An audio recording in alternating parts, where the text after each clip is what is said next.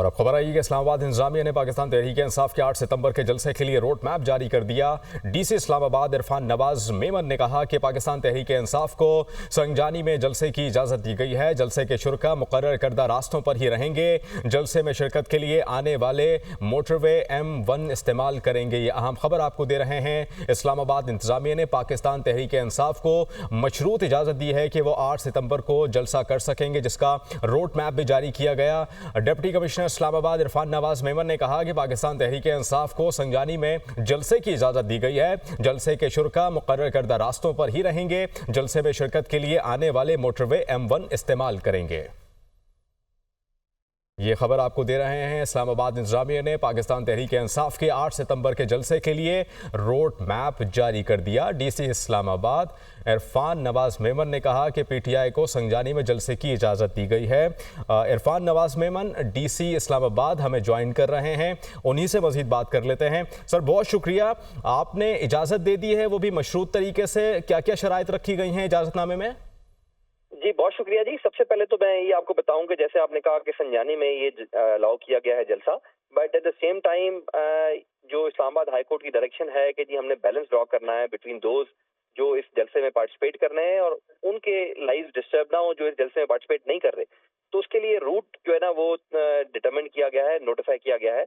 और उस रूट को अगर आपके पास मैप मौजूद होगा कि जो KP साइड से लोग आएंगे उनके लिए सिर्फ अलाउ है कि जी वो मोटरवे के थ्रू आएँ और AWT इंटरचेंज को यूज करते हुए वो जलसा गाह तक पहुंचेंगे। सेकेंडली, पंजाब से आने वालों के लिए 2 रास्ते डिटरमिन किए गए हैं।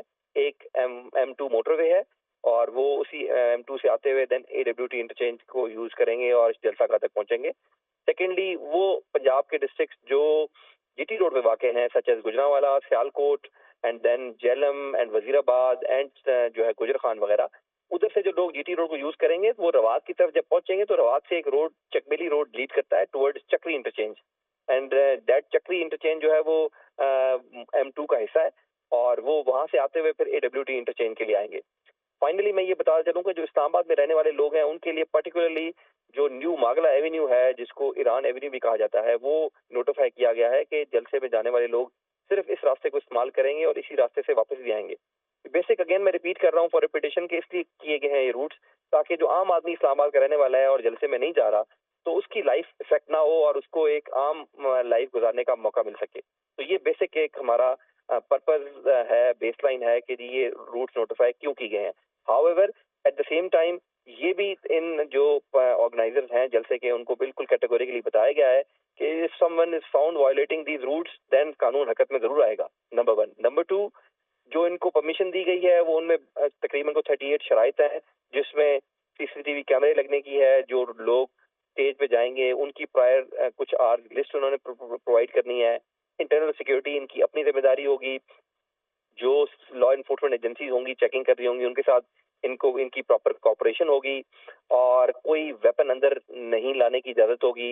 इसी तरह लाउड स्पीकर की आवाज ऐसे नहीं होगी कि साथ जो है वो जो रेजिडेंट्स के घर हैं वो डिस्टर्ब हों। तो ये काफी शराइत उनको दी गई हैं और उस पर भी अगर वायलेशन होगी तो जरूर कानून हरकत पे आएगा।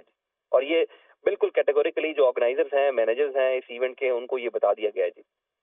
ठीक है, इरफान नवाज मेमन साहब डीसी इस्लामाबाद इस मुताल्लिक हमसे बात कर रहे थे। जो रोड मैप जारी किया गया है पाकिस्तान तहरीक इंसाफ के 8 सितंबर के जलसे से मुताल्लिक हमसे बात कर रहे थे। सर आपका बहुत शुक्रिया।